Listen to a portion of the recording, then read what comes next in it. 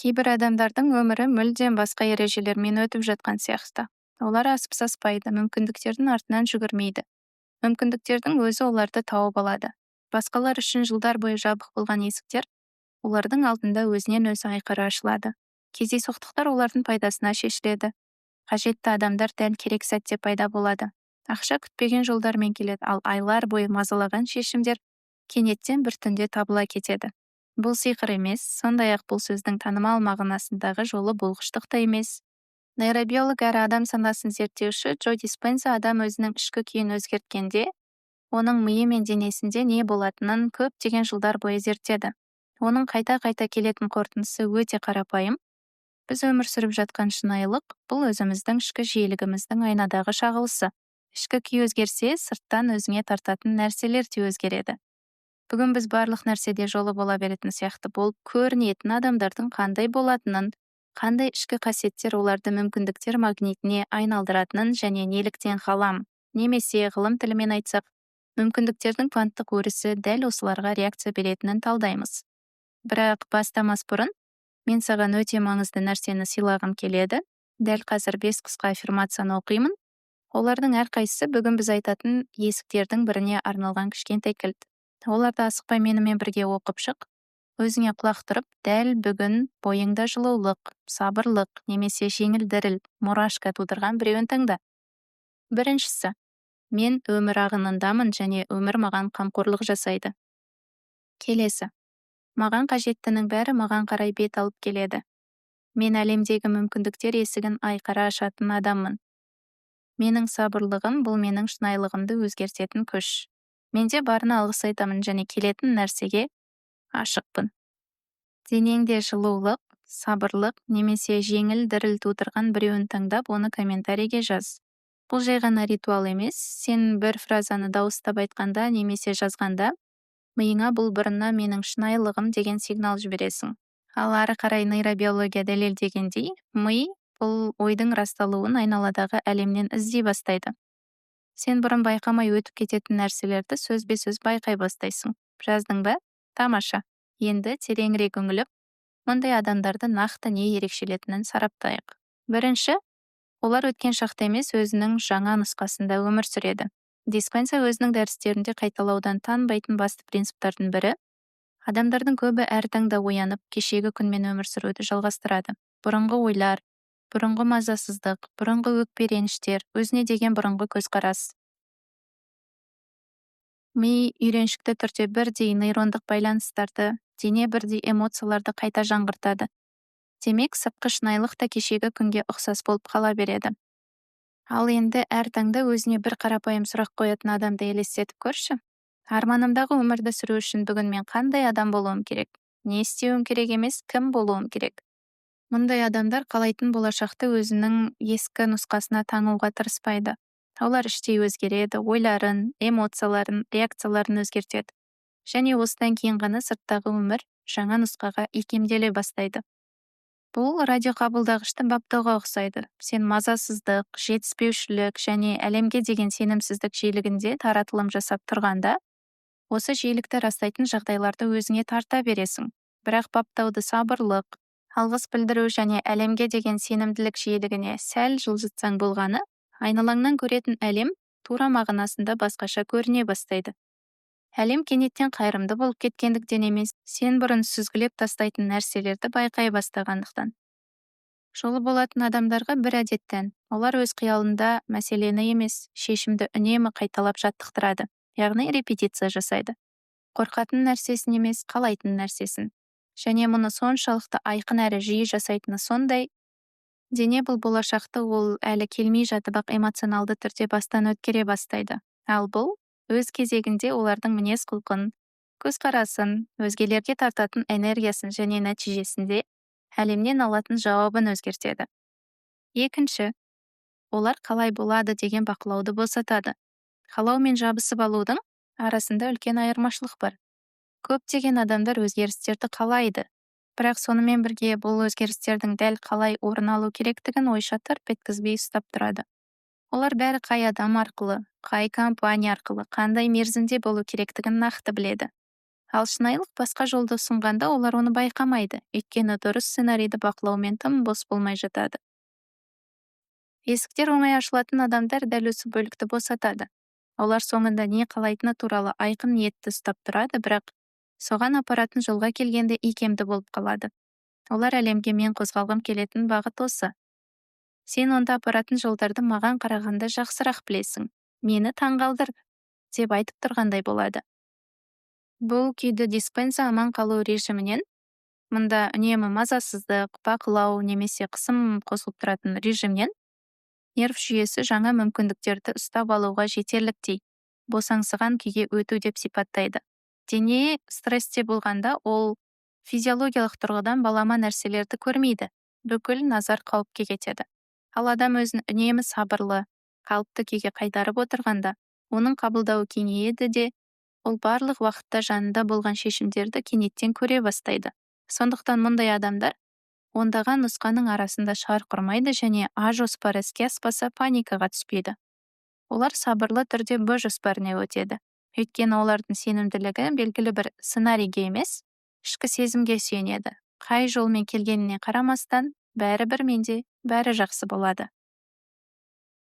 Үшіншісі, олар орын алмай жатып ақ алғыс білдіру күйінде өмір сүреді.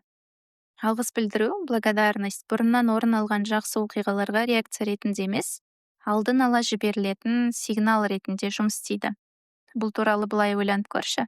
Әдетте біз қалаған нәрсемізді, жұмыс, ақша, қарым-қатынас, денсаулық алғаннан кейін ғана алғыс айтамыз. Бірақ сәттілікті өзіне тартатын адамдар бұл процесті кері айналдырады.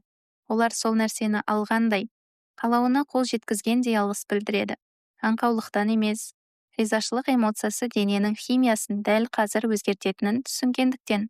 Ал дене өз кезегінде жоқшылық сезімде тұрып қалған денеге қарағанда әлемге мүлдем өзгеше сигнал жібереді.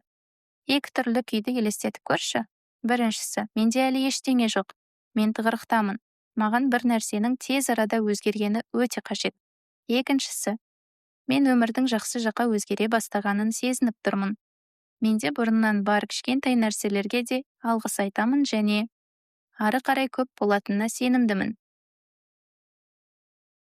Бұл энергетикалық деңгейде де, мінез-құлық деңгейінде де екі түрлі сигнал. Бірінші күйден адам қысылып, асып-сасып, мұқтаждықтан әрекет етеді. Екіншісінен сабырлы, ашық, өзін қадірлейтіндей болып әрекет етеді. Ең қызығы дәл осы екінші күй өзге адамдар тарапынан көбірек сенімділікті, көбірек құрметті және көбірек мүмкіндіктерді тартады. Практикасы қарапайым, бірақ ол тәртіпті талап етеді.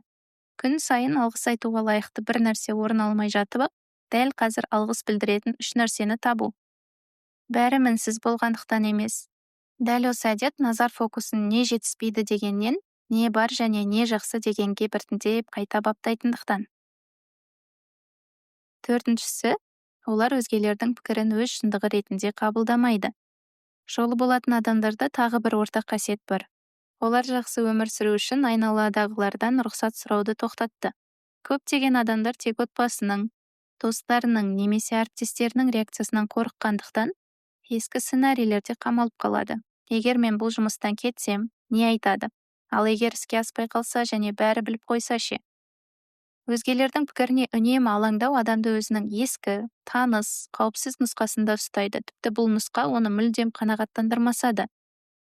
Алдынан есіктер ашылатын адамдар белгілі бір сәтте ішкі таңдау жасайды. Олар өзгелерге ыңғайсыз болса да, өзіне өзгеруге рұқсат береді. Эгоизмнен емес, өз өміріне деген құрметтен. Олар қарапайым нәрсені түсінеді. Ешкім олардың өмірін олардың орнына сүрмейді. Және ескі сценарийде қалу туралы шешімнің салдары мен зардабын ешкім де дәл олар сияқты ауыр сезінбейді. Бұл өзгелердің қорқыныштарын өзіңнің мүмкіндіктеріңнің өлшемі етуді тоқтату дегенді білдіреді. Бесіншісі, олар нәтиже бұрыннан шешіліп қойғандай әрекет етеді. Ең соңғы, мүмкін ең маңызды қасиет, олар дәл қазір, бүгін өз өмірінің қалаған нұсқасы орын алып қойғандай әрекет етеді. Түрін көрсетіп өтірік істемейді. Мақсатына жетіп қойған адамның ішкі күйін шынайы түрде бастан өткереді. Бұл майда шүйде көрінеді. Олардың қалай сөйлейтінінде, денесін қалай ұстайтынында, сәтсіздіктерге қалай реакция беретінінде, күмәнданған сәтте өзіне қалай қарайтынын да. Іштей өзінің жаңа нұсқасын айналып қойған адам, ұсынысы қолдау таппаған кезде, немесе бір ауыр аптадан кейін күйреп қалмайды. Өйткені оның өзін сезінуі енді бір реттік нәтижеге тәуелді емес, ол тұрақты ішкі болмысқа сүйенеді. Және дәл осы тұрақтылық сенімділікті тартады. Адамдар іштей кімнің көзбояушылық үшін емес, шынайы түрде өзіне сенімді екенін сезеді. Содан соң мұндай адамдардың алдында есіктерді айқара ашуға, мүмкіндіктермен бөлісуге, ұсынуға, шақыруға, сенуге ынталы болады. Сонымен бүгін айтқанымыздың бәрін түйіндейтін болсақ, ғалам немесе саған ғылыми тіл жақынырақ болса, айналамыздағы мүмкіндіктер өрісі белгілі бір ішкі күйге үн қосатын сияқты. Мазасыздықтың орнына сабырлылық, жоқшылықты сезінудің орнына алғыс білдіру, қатаң бақылаудың орнына икемділік, өзгелердің құптауынан тәуелсіздік, еркіндік, және кешегі күнде қалып қойған нұсқадан емес, бүгіннен бастап айналғың келетін өзіңнің жаңа нұсқаңнан өмір сүру. Байқап қарасаң, бұл қасиеттердің ешқайсысы бір күнде, бір видеодан кейін немесе оқылған бір аффирмациядан кейін пайда болмайды. Ми жылдар бойы үйреншікті ойлау жолдарын салды, дене жылдар бойы белгілі бір эмоционалды күйлерге үйренді, және бұл жолдарды қайта құруға да уақыт керек. Бірақ бұл қайта құрудың бір ерекшелігі бар, ол мінсіз жағдайларды күтуді талап етпейді. Бастауды кез келген нүктеден, кез келген күнде, кез келген көңіл күйде жасауға болады.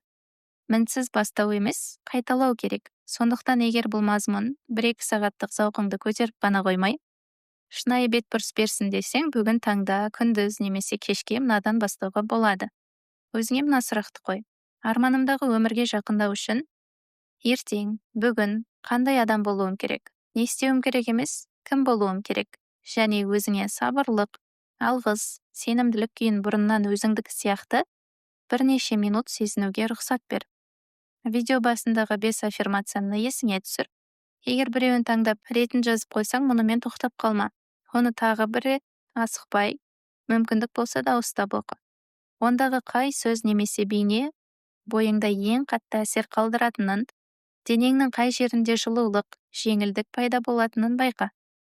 Ең үлкен өзгерістер қаншалықты таңғаларлық болса да дәл осы нүктеде басталады. Өрескел шешімдерде емес, күн сайын қайталанатын, назардың кішкентай тыныш жылжуында. Егер аффирмацияны әлі таңдамаған болсаң, дәл қазір жасау ең дұрысы, 5-еуінде тағы бір рет оқып шығып, дәл бүгін бойыңда ең қатты әсер қалдырғанын таңда. Дұрыс немесе әдемісін емес, дәл осы сәтте сен үшін ең тірі болып сезілетінін, оның нөмірін пікірлерге жаз, және қаласаң, неліктен дәл осыны таңдағаның туралы 1-2 ауыз сөз қос. Егер бұл видео саған пайдалы болса, лайк бас, арнамызға жазылып, бізді қолдауды ұмытпаңыз. Бұл жобаның өсуіне және бұл идеялар дәл қазір, өмірлерінің дәл осы аптасында қажет болып жатқан адамдарды табуға шынымен көмектеседі. Әзірге кішкентай нәрседен баста. Бір аффирмация, бір сабырлы таң, мазасыздықтың орнына алғыс айтатын бір кеш. Және біртіндеп айналаңда дәл саған арналып айқара ашылып жатқан есіктердің пайда бола бастағанын өзің де байқайсың. Сіздермен болған Нұрлы Войс, келесі видеода көріскенше.